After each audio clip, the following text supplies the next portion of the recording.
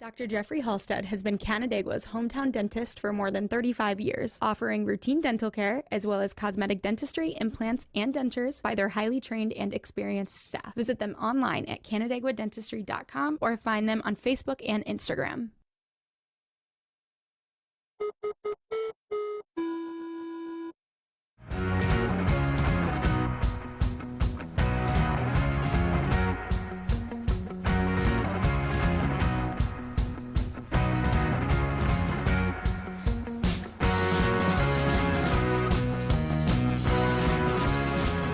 Hello, everybody. Welcome in to Concrete Jungle, a New York baseball podcast here on FingerLakes1.com. Paul Russo and Kyle Evans here with you.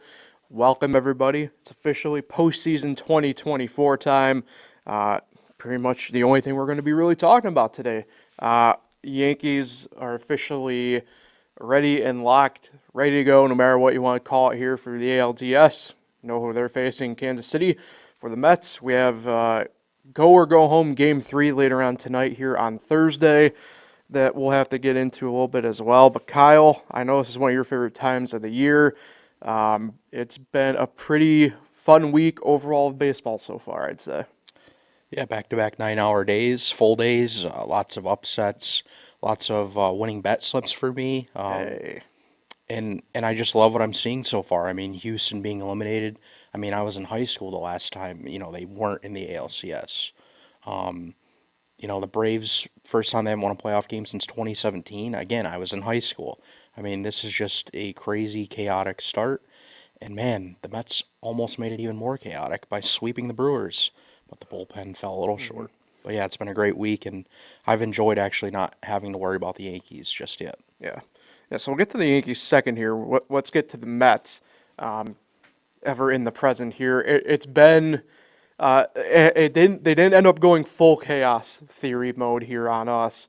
Obviously, as we know, they're in Milwaukee, not in San Diego like the Braves ended up having to be.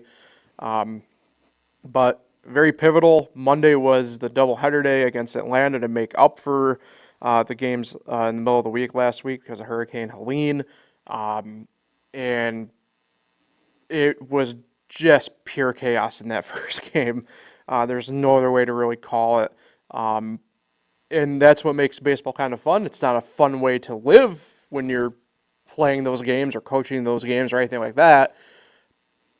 But, the fact of the matter is, and I'm sure you agree in this instance, Kyle, the Mets did what they had to do. You go out there and you win game one. You kind of are able to go in that second game, obviously, know that you're safe, you're good to go. But for game one, I'm sure that was not the most fun game that the Mets have played all year. Yeah, and credit to them. I mean, they went down several times in that game, and they responded each time. And yeah, I mean, I'd be lying. I didn't really think they would come back at all in the ninth inning. I thought that would, that inning probably would have put them away. And I wasn't so sure if they'd even win the second game because losses like that, man, they would really kill the team. I mean, they had all the momentum, all the vibes going, and then that happens. So yeah, just credit to them. And then, for the second game, that was just a weird game. They didn't really care. And the Braves got in, and we just knew the Braves weren't going to be the team to go very far. And sure enough, they get swept. Yeah, it ended up being for them. It's tough, right? Because it's all hands on deck in these situations, right? You have to play like there is no tomorrow. I just remember thinking last night, watching at least that game, who would the Braves hypothetically even have tomorrow available to throw? They were kind of tapped out at that point. But either way, the Mets here handle business Monday. Fast forward, right? Tuesday, first game in Milwaukee. The cardiac Mets or whatever you want to kind of call them kind of end up having a little bit of an effect there as well. It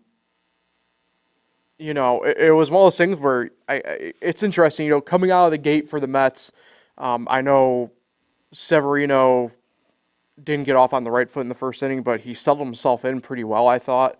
It was tough. I missed the first few innings live, had to kind of keep track from afar, but coming in after the fact and watching the end of the game, pretty big stuff. And then, kind of the story of the Mets all year in a way. The end of game situations and making sure everything sticks together and it works. And from that perspective, right, couldn't ask for a better way to start off a series. Get to yesterday on Wednesday, just brutal. And I don't know. I'm really intrigued on your thoughts on this, Kyle. I would have probably have pulled Maton after the Cheerio home run, the first one that he gave up. It's tough. I get it, right? You already used Reed Garrett and everything, but and I get it to a degree, but it's not the regular season. Like, I would have probably put in Edwin Diaz at that point.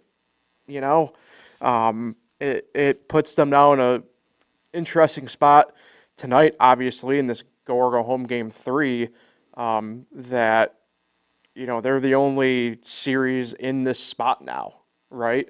And don't get me wrong, it's great that they're going to be on the spotlight and everything like that, but at the same token, man, would you rather have had everybody get a full day off or just have one guy get a full day off and you're playing for what is it now, 8th consecutive day, and if you win, or 7th straight day, and if you win, you're staring down the gun of going for 8 to 9 straight days? Doesn't seem quite fun to me, or optimal. Yeah, I mean, I think at any other point they would have used Diaz, but just because all them pitches on Monday, Yeah. and he appeared Tuesday, I know it's the postseason. You kind of just there is no rule for pitches and stuff. You kind of just go. But I would have liked to see Stanek come back out. He looked decent, Yeah. and he only threw 11 pitches. Yeah. Even if he only got maybe 1 or 2, then you bring Maton in for a final out or something. But then Mendoza said he liked the matchup.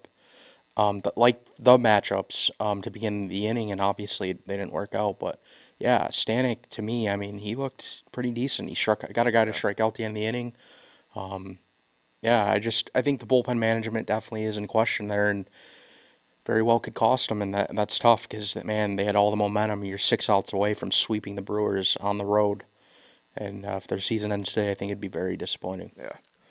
Yeah, I mean, look, I get it. I think we're kind of maybe, on my end, especially here, the way I introduced it, like, you're doing revisionist history. I'm like, I don't think I am. I think it's one of those things where, sure, like, we're sitting here and talking about it, but, like, we've both been in these positions before in that sense, and I'm sure others out there have, but, like, I just view it as, like, I would do what I can to get that win in that moment.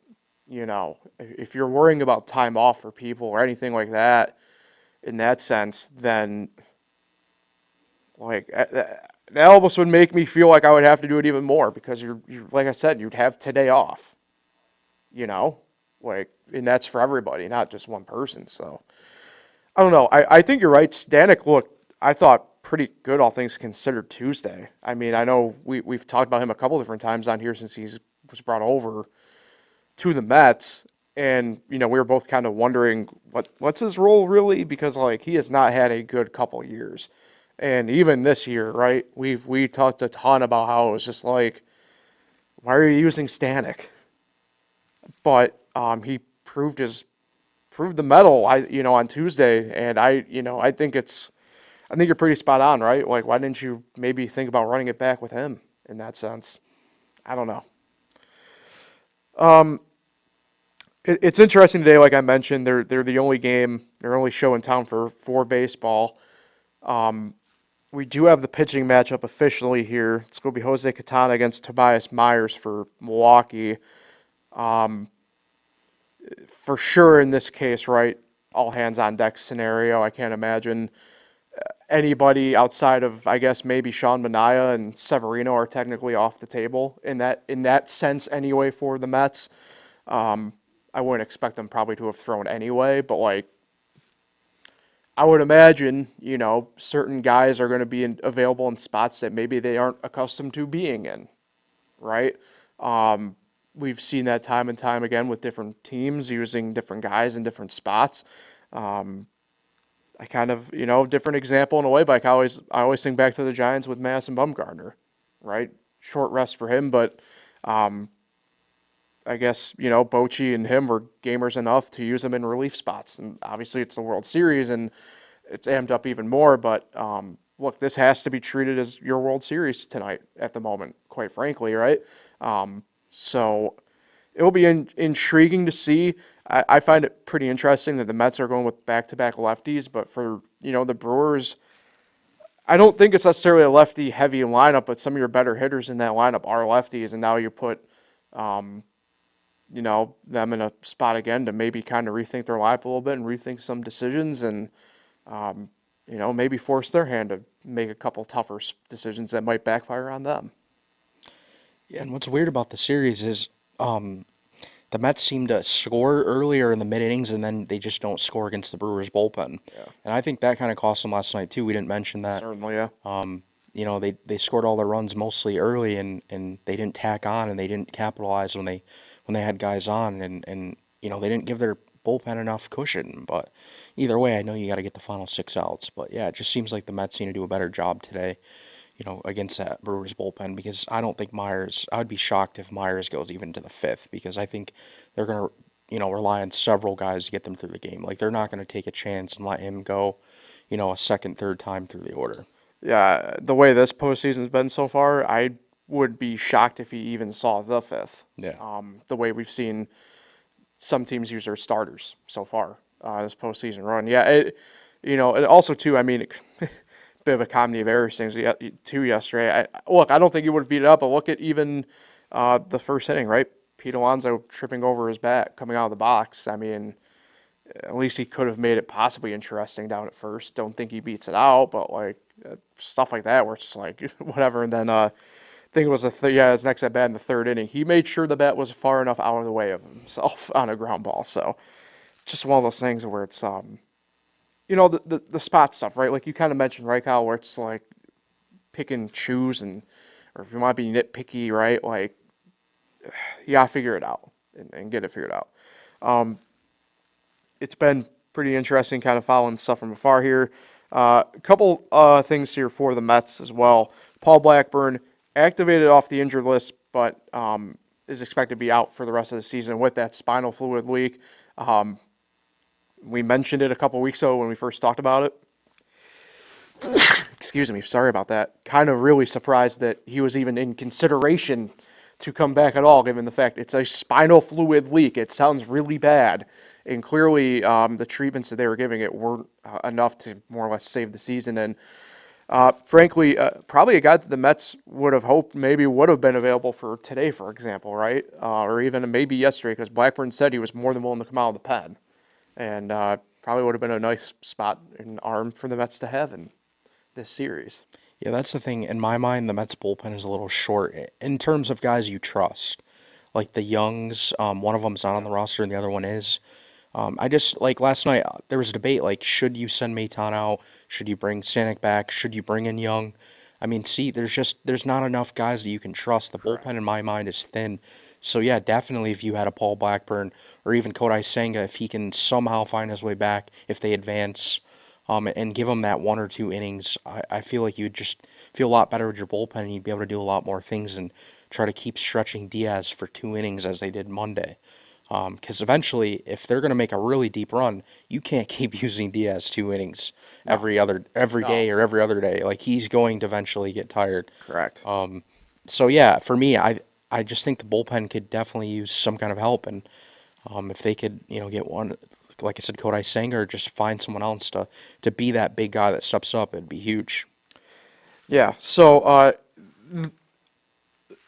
here's the thing. When I also do this part with the Yankees, some of this stuff I'm about to say is clerical stuff, right? These guys aren't on the active roster, but they are available to the team should they be needed. So for the Mets, they've recalled the right-hand pitchers Grant Hartwig, Tyler Zuber, and Eric Orsi. Outfielders DJ Stewart and Jose Alscar. Third base Brett Beatty. Left-hand pitcher Matt Gage from AAA Syracuse, and outfielder Alex Ramirez from Double-A Binghamton. You mentioned one of the Youngs, the left-hand pitcher Alex Young was technically optioned to Triple-A Syracuse.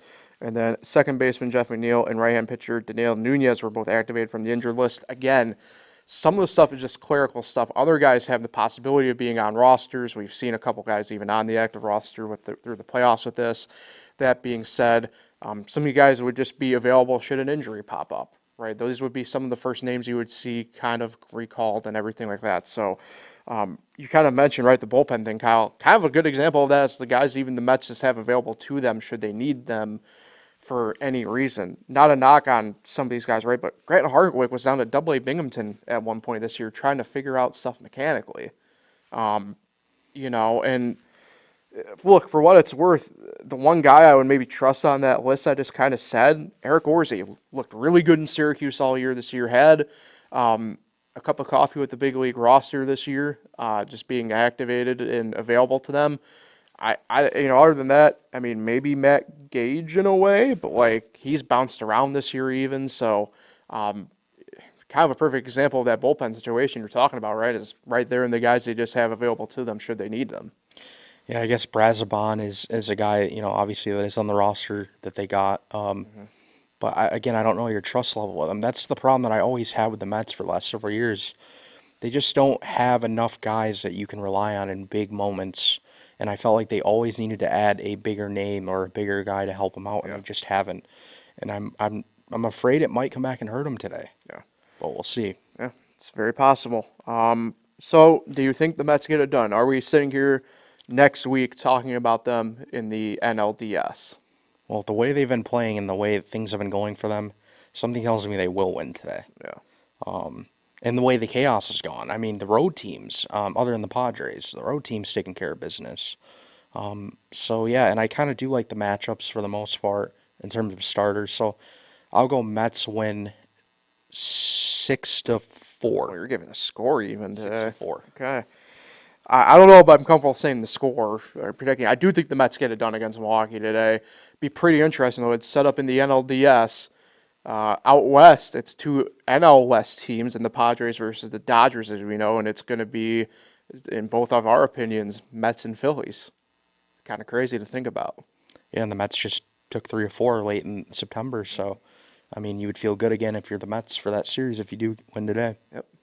All right, let's get over to the Yankees. The Yankees we know for sure because of yesterday who they'll be facing.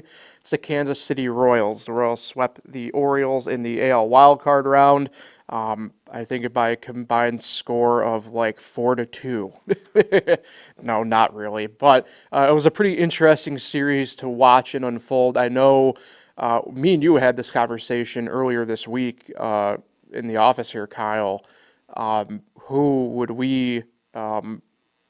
Who do you think the Yankees would rather face? Who would you rather see the Yankees face? And we were both pretty much in agreement on Baltimore, just the way everything kind of worked out for them down the stretch. And that was actually ultimately, right, their downfall, to be quite honest, in the wild card round against Kansas City was more or less the lack of offense overall for them. Kansas City, as we know, had a bit of a lull at the beginning of September, really came back on strong, though, as the season wound down. To be quite honest, looked really, really good, all things considered, against Baltimore, which obviously might be a bit of an understatement. But their pitching looked really good. Not to give too much away for when I get to the series itself, right? But, they're able to spare one of their top 3 guys in Michael Wacha. The Yankees will see him game 1 on Saturday, right? And it gives Cole Reagans a full, technically, rest rotation. The Yankees will be seeing him in game 2. This is going to be a Kansas City team that they're frisky enough and I think can give enough problems to the Yankees that I think, the fans should have justifiable worry, in my opinion, to be facing the Royals. Yeah, the Royals outscored them 3-1. Yeah. Which is crazy. And the only run was Cedric Mullins, right? The home run. Yeah, and it didn't come till, the 5th or 6th yesterday, so they went like 13, 14 innings without scoring a run. Yeah. But, yeah, we kind of saw this coming with the Orioles. I mean, even a couple weeks ago against Detroit, Detroit had a no-hitter going late, and and they just struggled to score runs in that series. So yeah, this isn't really a surprise, but I kind of still thought the Orioles would win though. I just thought they'd find their way and that'd be it. But yeah, as for the Royals, like looking at the series coming up, I'm not liking what fans are saying on Twitter. I'm not one of those guys that are like, yeah, this is a perfect matchup. Like, yeah, let's roll. Like, this is going to be easy. No, I think this is going to be hard. And I know they went 5-2 against them during the regular season, but this is the playoffs. This is the postseason. They're facing some of their good starters. And, you always think about, will that rest hurt the Yankees? Because, you get on a rhythm for 5 days, and then you come back and play a high-intensity playoff game. Sometimes I feel like that does hurt teams. We've seen it in the past. First round exits for number one seeds. Yeah, and it will be interesting too, right? Because maybe we can kind of get a little bit into this here, right? Saturday's game 1. We know now that it's going to be Michael Wacha against Garrett Cole. Game 2 on Monday. It's going to be, now that we know, Cole Reagans against Carlos Rodon. And then Wednesday for game 3, it's to be determined. And I would imagine for the Royals, that would be Seth Lugo. I would have a hard time imagining it wouldn't be anybody else. And for the Yankees, we still don't fully have an idea, but me and you, again, to bring up something we talked about in the, off air earlier this week, we both would assume probably Luis Gil at this point. But it kind of, we don't know. I mean, the rosters won't come out technically until tomorrow, right? So it remains to be seen, but I would imagine they wouldn't leave Gil and Clark Schmidt both off the roster in that sense. But, yeah, starting pitching wise, maybe in terms of actual head-to-head, I'm not concerned because it's going to be probably tight, as you would imagine. But that being said, I don't know if would get into this quote-unquote back alley small ball fight against the Royals. What they've done is, if people remember, they're kind of doing what they did when they made the back-to-back World Series in 14 and 15. They utilize a lot of small ball. They're not afraid to do the dirty work. And you kind of saw that's how they, in all honesty, beat Baltimore in a lot of ways.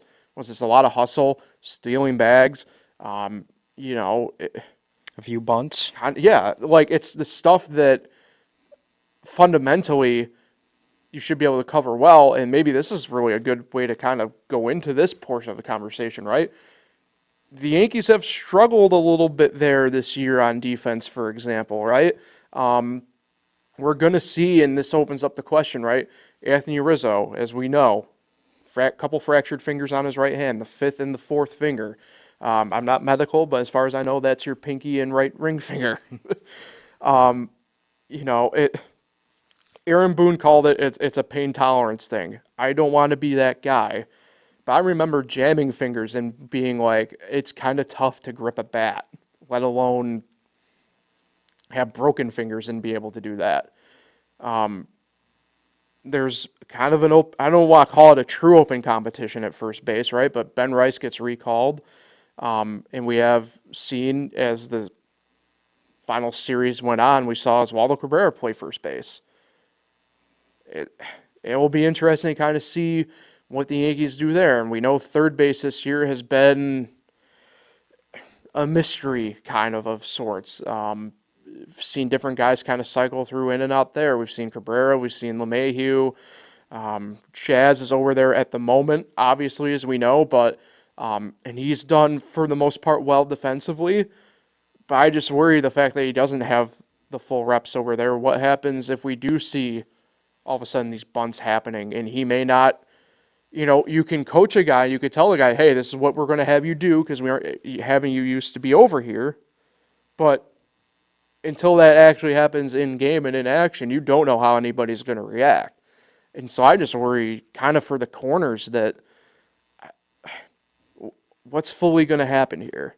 That there's a genuine concern for me on defense in the infield with this Kansas City team. Yeah, for sure. As for the first base thing, I do like Oswaldo there, but I think for the opener I would do Oswaldo, but I think it's going to be Ben Rice. Mm-hmm. And then for game 2 against Reagans, I would do, no joke, John Birdie, because his splits obviously will play into this, and I think John Birdie will be able to give you, more contact, more of a better at bat than Ben Rice from the left side against a really tough pitcher, and then Oswaldo too. But Aaron Boone has already hinted that he likes Oswaldo as like that guy that can play anywhere that he can bring in late. So that's kind of why he didn't want to like necessarily name him the game one starter yet, because they want to figure out what to do with him. But yeah, the defense definitely will not be top tier. I mean, even Jazz has had his struggles with throwing in the dirt, and Rizzo's bailed him out in the last month. Volpe's been obviously the best. Glaber is Glaber, and it's a big moment. Yeah. That's very scary what Glaber can do. And if Oswaldo is playing, you just worry about if there are balls in the dirt, is he going to pick them? Yeah. And Ben Rice, he's had starts there, but he was a catcher mostly at the minor league level. So yeah, the defense is not crisp. So if they do, hit some slow rollers or bunt, and like they kind of did against Baltimore, you do worry. Yeah. So the other position that there's kind of in question at the moment is left field. Jason Dominguez or Alex Verdugo. You mentioned defense, right? There's two arguments to this coin here, and I think the boat I'm in is you start Dominguez, and then late in the game, you swap him out for Verdugo on defense. Obviously, I think that kind of depends, obviously, situationally, but I'd rather have Dominguez's bat. I get the struggles that he's been having, but I'd rather have his bat in the lineup, especially to start the game, than Verdugo, and then you can make that swap later in the game, should you feel the need to. Yeah, you nailed it. That's exactly what I would do. I think a lot of fans are for it. Obviously, we don't know what the Yankees are going to decide. My fear is that they are going to start Verdugo game one, which is obviously going to make a lot of people mad, probably including myself.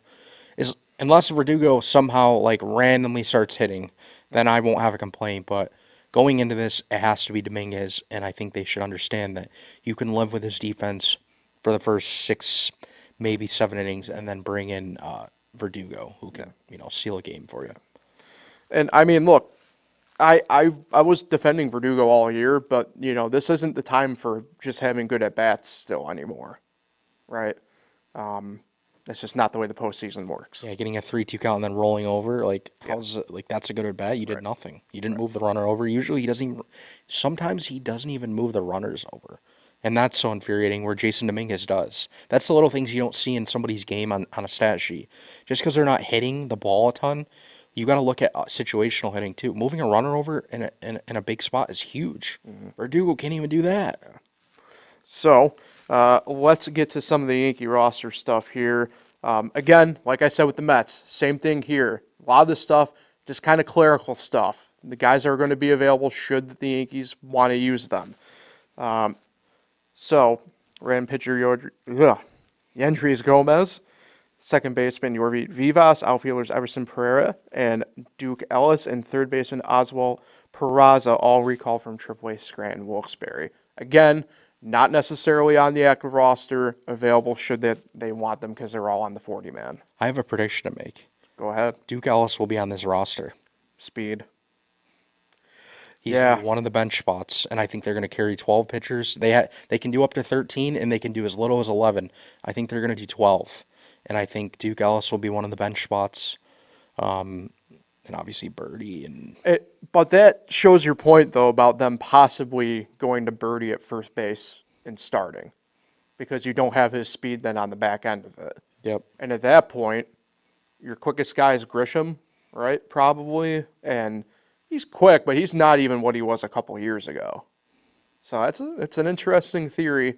We talked about that when they claimed him off waivers from Seattle about how that might be the case, and lo and behold, here we are now a month later, and that just might be happening.